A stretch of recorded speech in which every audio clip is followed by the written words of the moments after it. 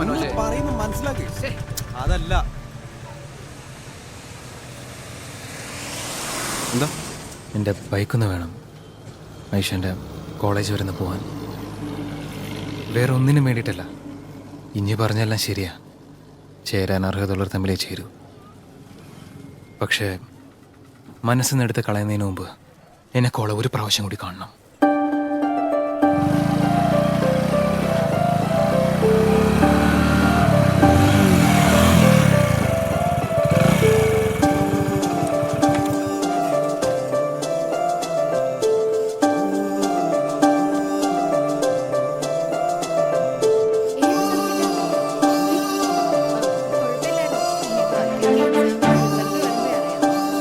Seminar 3 മണിക്കാട്ടാ.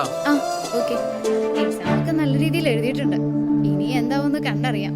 അത് സംശയമൊന്നുമില്ല. എന്ത് വേണം? എനിക്ക് ഐഷനൊന്ന് കാണണം.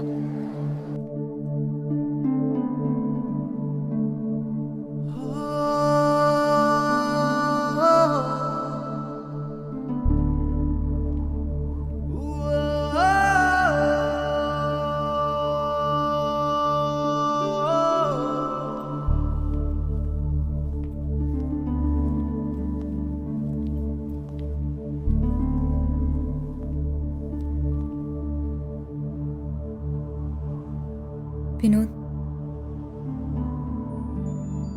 മനസ്സിൽ ആഗ്രഹിച്ചത് മുഴുവൻ മൂടിക്കെട്ടി ജീവിക്കുന്ന സ്ത്രീകളെ അടുത്തെറിഞ്ഞിട്ടുണ്ട് ഞാൻ.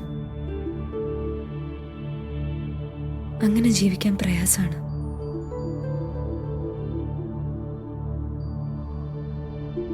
എനിക്കത് പറ്റില്ലെന്ന് തോന്നിയതുകൊണ്ട് വിനോദിനോടിത് പറയാൻ തീരുമാനിച്ചത്. എനിക്കിഷ്ടമാണ്.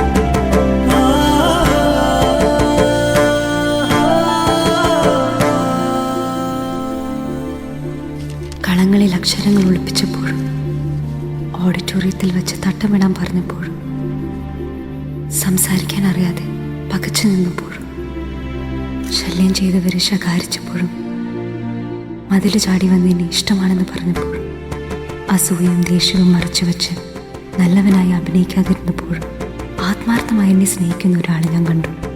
അയാളുടെ ജാതി, മതം, ജീവിതം, ചുറ്റുപാട് ഒന്നും എനിക്കറിയില്ല. പക്ഷെ മരിച്ചുപോയ എൻ്റെ ഉമ്മയ്ക്ക് ശേഷം സ്നേഹം കൊണ്ട് സ്വാധീനിച്ച മറ്റാരും എൻ്റെ ജീവിതത്തിൽ ഉണ്ടായിട്ടില്ല.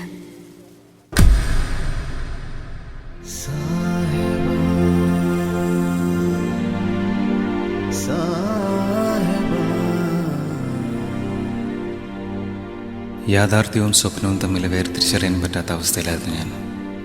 അതിരില്ലാത്ത സന്തോഷം. ഒരുമാതിരി സൈമൺസിൻ്റെ വിക്കറ്റ് കിട്ടിയ ശ്രീശാന്തിനെ പോലെ ഞാൻ എന്തൊക്കെയോ ചെയ്തു.